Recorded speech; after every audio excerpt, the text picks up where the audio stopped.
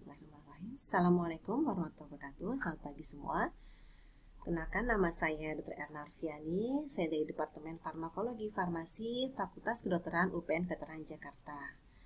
Oke, pada hari ini kita akan membahas tentang antelmintik ya, obat cacing. Secara epidemiologi, penyakit parasit itu masih merupakan penyakit yang penting, terutama di negara-negara berkembang. Dengan distribusi geografis helminthiasis itu kosmopolit, artinya ada di seluruh negara. Dengan lebih dari 2 triliun masyarakat terinfeksi dan kejadiannya semakin meningkat. Prevalensinya tertingginya di daerah tropis ya, dan dia bisa diinfeksi oleh berbagai macam atau lebih dari satu macam cacing. Dan anak-anak merupakan risiko tertular yang sangat tinggi dan gangguannya sangat besar ya, menyebabkan gizi buruk, anemia, gangguan tumbuh kembang, gangguan fokus dalam belajar dan sebagainya. Dan dari hasil penelitian di Indonesia itu paling banyak adalah Ascaris submicroides, Trichuris trichiura, cacing tambang serta Strongyloides cercoralis. Obat cacing ini digunakan untuk membebaskan tubuh dari investasi cacing, baik di saluran cerna maupun jaringan lainnya. Perlu dilakukan pemeriksaan lab ya, sehingga spesifik cacing apa nih, sehingga terapinya menjadi rasional. Identifikasinya bisa dilakukan dengan menemukan salah satu bentuk telur, ataukah larva, ataukah cacing, atau mungkin ketiganya di feses, urin, darah, sputum, maupun jaringan. Kita ulang sedikit tentang helmintologi. Jadi helmintologi itu ilmu yang mempelajari tentang parasit, terutama cacing. Jadi secara taksonominya ada 2 kelompok cacing besar, yaitu Nemathelminthes, cacing bulat atau gilik, dan Platyhelminthes atau cacing pipih, seperti Cestoda dan Trematoda. Ini ya contoh parasit cacing pada manusia. Ada cacing gelang, Ascaris submicroides, cacing tambuk, Trichuris trichiura, cacing tambang, Ankylosoma duodenale atau Necator americanus, lalu cacing Strongyloides cercoralis. Juga ada cacing kremi ya. Lalu ini adalah gejala umum. Kita ulang sedikit tentang cacing gelang. Cacing gelang ini Ascaris submicroides. Kita bisa lihat gejalanya itu terutama gangguan yang tidak enak di perut, karena dia investasinya, habitatnya di saluran pencernaan ya. Karena dia melalui fase paru ya, jadi dia juga masuk ke trakea atau kerongkongan faring gini ya. Maka dia ada batuknya. Tadi gangguan di pencernaan karena dia lokasinya di situ. Dia menyebabkan demam karena reaksi inflamasi dari tubuh kita, dan kehilangan berat badan karena nutrisinya terus serap oleh cacing-cacing ini, apalagi dalam jumlah yang banyak nanti. Untuk cacing cambuk itu nanti dia bisa masuk ke saluran pencernaan, dan itulah gangguannya di situ. Dia bisa nyebabin nyeri di ulu hati, kehilangan nafsu makan, diare, dan juga karena dia menghisap darah, jadi dia menyebabkan anemia. Untuk cacing kremi, dia menyebabkan gatal terutama ya. Gatal terutama di daerah dubur, terutama malam hari. Itu untuk anak-anak yang sering main tanah nih gitu ya, yang berhubungan dengan tanah, sehingga dia gelisah dan sulit tidur, bahkan bisa sampai mengompol dan sebagainya untuk cacing kremi. Cacing tambang ini untuk daerah Indonesia yang tropis ya, kadang-kadang suka lupa nih untuk memakai alas kaki, atau kita pas lagi bertanam gitu ya, nanam tanaman keenakan nih, kita akhirnya masuk larva atau cacing atau telurnya ya, larva yang bentuk infektif ke dalam kulit kita, menembus. Nah, ini gangguannya berarti gangguan di pencernaan karena dia lokasinya emang di situ. Nah, karena dia itu terus menghisap larvanya ini ya, terus menghisap di mukosa usus halus, maka dia menyebabkan anemia. Jadi darahnya terus diambil. Lalu untuk penggunaan obat cacing atau antelmintik ini kita berdasarkan dari penggolongan cacing. Untuk yang penggolongannya dibagi menjadi nematoda atau cacing bulat, Trematoda cacing pipih, lalu Cestoda cacing pita. Ya, kita menggunakan obat pilihan utama yang hasilnya lebih baik untuk tiap golongan. Ya, Obat pilihan utama untuk nematoda biasanya senyawa benzimidazol sintetik. Kita bisa mengenalnya dengan mebendazol, albendazol, thiabendazol, ivermectin, pirantel palmoat gitu ya. Lalu obat pilihan untuk yang nematoda adalah praziquantel, demikian juga untuk yang cestoda. Ya, untuk penyakit-penyakit seperti cacing pita gitu ya, kita menggunakan praziquantel. Gimana sih mekanisme kerjanya obat cacing ini? Yang pertama, dia dapat mempengaruhi motilitas cacing. Jadi dia itu pergerakannya dihambat dengan cara depolarisasi, menyebabkan depolarisasi neuromuskular dari parasit. Bisa nyebabin spastik atau flexit. Ya, jadi dia kaku atau lemas, paralisis. Jadi dia nggak bisa untuk hidup, ya, karena lemas. Juga mengganggu pembentukan mikrotubulus parasit, gitu ya, mengganggu pembentukan energi. Uptake dari glukosanya diganggu sehingga dia nggak bisa untuk hidup. Ya, karena energinya enggak ada. Ya. Kita mulai coba dengan albendazol. Albendazol ini dia berkhasiat membasmi cacing di usus. Dia efektif ya, baik untuk parasit yang tunggal satu aja atau berbagai macam parasit. Jadi dia broad spectrum. Bisa untuk kita bisa lihat ya, bisa ascaris, bisa cacing cambuk, cacing kremi dan sebagainya. Bahkan cacing pita juga bisa untuk albendazol. Spektrumnya luas, efeknya bisa vermicidal, larvicidal atau ovicidal, jadi bisa membunuh cacing dewasanya, larvanya maupun telurnya. Absorpsinya kecil, ya, bekerja di usus, dibuang melalui urin, kontraindikasi untuk wanita hamil dan menyusui, juga anak di bawah 2 tahun. Dia sediaannya biasanya 400 mg nih, ya, tablet. Dia dosis tunggal, ya, bisa langsung diminum atau digerus. Contohnya seperti ini. Untuk mekanismenya tadi dia dengan menghambat pengambilan glukosa ya, uptake, sehingga nggak punya ATP untuk mempertahankan hidup, akhirnya mati cacingnya, gitu ya. Selanjutnya efek sampingnya. Efek sampingnya karena memang diabsorpsi di saluran pencernaan, maka biasanya ada kurang nyaman tuh di saluran pencernaan ya, ada misalnya mual atau ya, atau nyeri gitu ya, gatal atau mulut kering.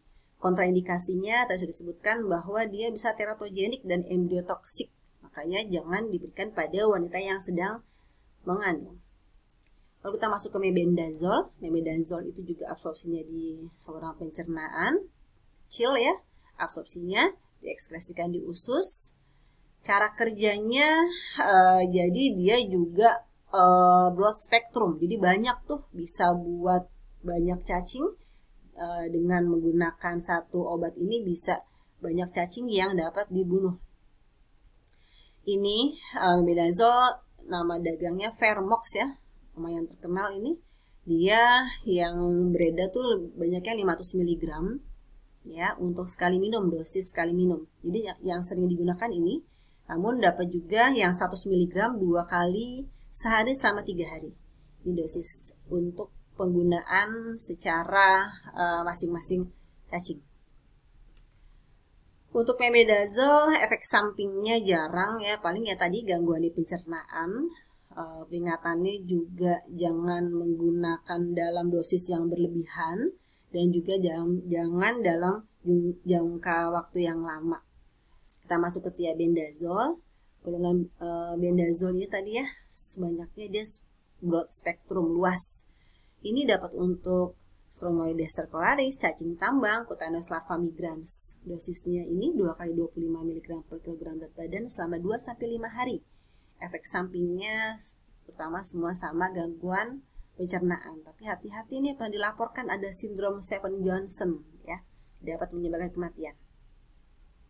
Lalu ini yang lumayan rame nih, ivermectin. Ivermectin juga dapat digunakan terutama untuk Strongyloides cercoraris dan onchocerciasis ya, atau parasitnya adalah Onchocerca volvulus. Dosis dewasa, jadi tidak bisa untuk anak-anak atau ibu hamil ya. Dan untuk dewasa itu dia 200 mikrogram per kilogram berat badan dengan dosis tunggal. Tapi dapat digunakan 1-2 hari. Ya, gangguan efek sampingnya adalah gangguan saluran cerna, mual muntah, diare, sakit kepala, dan gatal-gatal di kulit. Kita lanjut ke pirantel palmoat. Ini sering nih digunakan oleh masyarakat ya, karena memang ada iklannya nih, walaupun saya tidak bisa mengiklankan ya. Jadi untuk cacing kremi Enterobius vermicularis, cacing gelang, Ascaris, cacing tambang, ya, dosisnya 10 mg per kilogram berat badan dengan maksimum 1 gram. Rata-rata biasanya 500 mg, ya. Jadi dia itu nggak perlu pencahar biasanya, jadi langsung akan hancur gitu ya, akan hancur cacingnya pada saat kita defekasi. Jadi nggak usah ngeliat cari-cari cacingnya, mana nih cacingnya nih gitu ya, nggak usah, karena emang sudah hancur. Biasanya dihancur gitu ya. Efek sampingnya ada tetap ya, bisa gangguan saluran pencernaan, sakit kepala.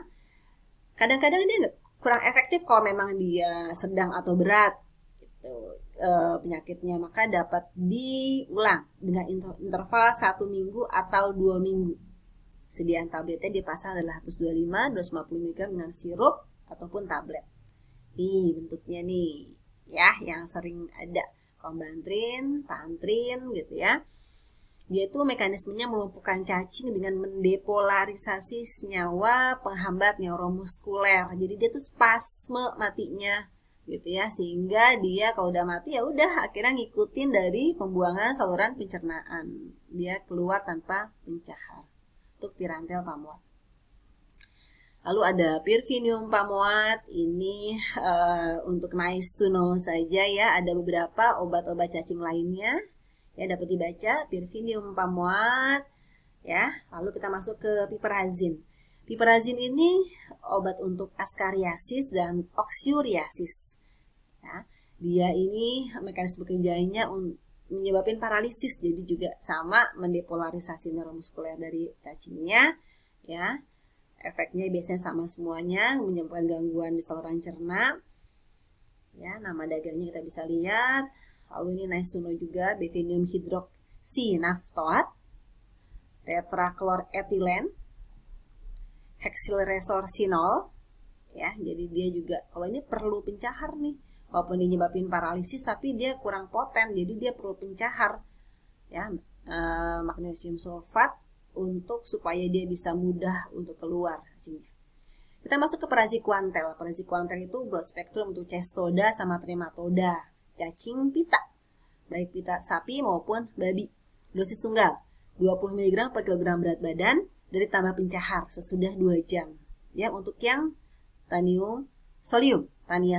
Kenapa? Karena dia ada soketnya, ada pengait-pengaitnya ya, sehingga dia masih bisa bertahan ya, kepalanya ini, terutama kepalanya nih ya, supaya dia bisa lepas. Kalau udah lepas semuanya lepas gitu. Jadi dia perlu pencahar untuk yang Taenia solium, yang babi, pada babi ya. Kalau yang seganta pada sapi.